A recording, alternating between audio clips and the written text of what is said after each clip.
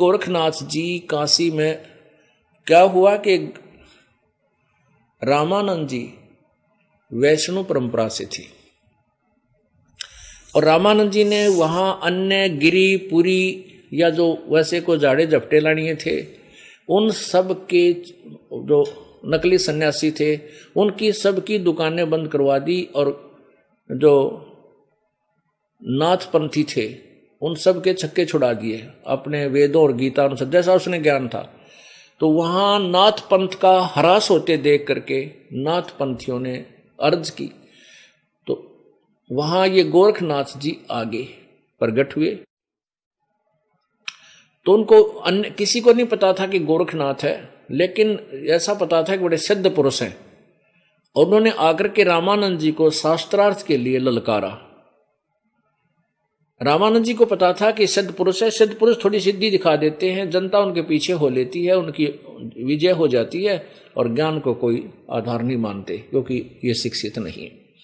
इसलिए रामानंद जी हिचक गए कि अभी बात बिगड़ेगी, ये सिद्ध जीत जाएगा और हमारी परंपरा का ये नष्ट कर जाएगा। क्या शर्त रखी गई थी कि जो भी हारेगा वो जीतने वाले का शिष्य बनेगा, उसके सारे शिष्य भी उसी की परंपरा को अडॉप्ट करेंगे, स्वीकार करेंगे।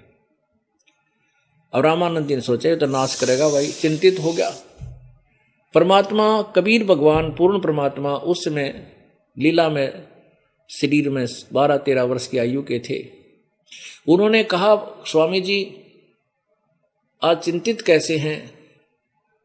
रामानंद जी ने कहा परमात्मा जो कबीर जी एक लीला कर रहे थे और रामानंद जी को अपना गुरु माने हुए थे, बना रखा था, गुरु धारण किया था इस परंपरा को बनाए रखने के लिए। तो रामानंद जी ने कहा क्या बताऊं परमेश्वर, एक समस्या आ पड़ी है कि एक बहुत बड़ा सिद्ध आया है और सिद्ध पुरुष ने आकर के हमें ललकारा है, हमारे से शास्त्रार्थ करने के लिए कहा है और शर्त रखी है कि जो हारेगा जीतने वाले का वो शिष्य होगा, पूरी अनुयायी भी उसी के शिष्य होंगे। और ये जो समाज जो है भोली आत्मा है, ये सिद्धि और जंतर मंत्र को ज्यादा पसंद करते हैं, इसलिए वो सिद्धि कोई दिखा देगा, ये सारे उसके साथ हो जाएंगे, ताली बजा देंगे और हमारी हार हो जाएगी। हमारे बहुत अनमोल ज्ञान को वो नष्ट कर देगा, इस मार्ग को भ्रष्ट करेगा।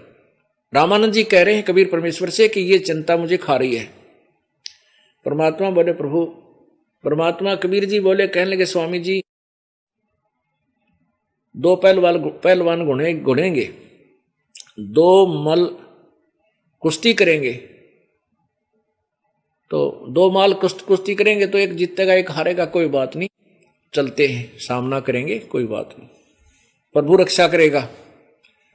अब रामानंद जी को पता था कि कबीर परमेश्वर के सामने कोई टिकने वाला नहीं है और इसने कह दिया अभी तो बात बिगड़े को नहीं, तो चले गए।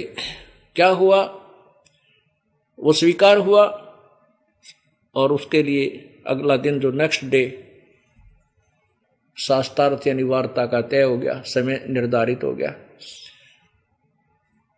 एक तरफ तो रामानंद जी का आसन लगा रखा था, एक तरफ नाथ जी का आसन लगा रखा था और नाथ जी ने वहीं पर अपना एक त्रिशूल गाड़ रखा था। अब कबीर परमेश्वर ने बता दिया था रामानंद जी को कि वो गोरखनाथ आया है, वो भेष बदल कर बैठा है, उसको माप सीधा कर दूंगा, आप चलो। अब रामानंद जी का हौसला बढ़ गया। अब परमात्मा अब एक गुरु मर्यादा बनाते हुए रामानंद जी तो ऊपर आसन पर बैठे हैं तख्त पर और परमात्मा नीचे बैठे हैं जमीन पर उनके चरणों में, जो गुरु और शिष्य की मर्यादा बनाए रखने के लिए, ताकि वो हमें उदाहरण दे रहे थे कि हमारे अंदर कैसी भावना, एक अच्छे शिष्य में कैसी श्रद्धा होनी चाहिए अपने गुरुदेव के प्रति, ताकि वो सफल हो।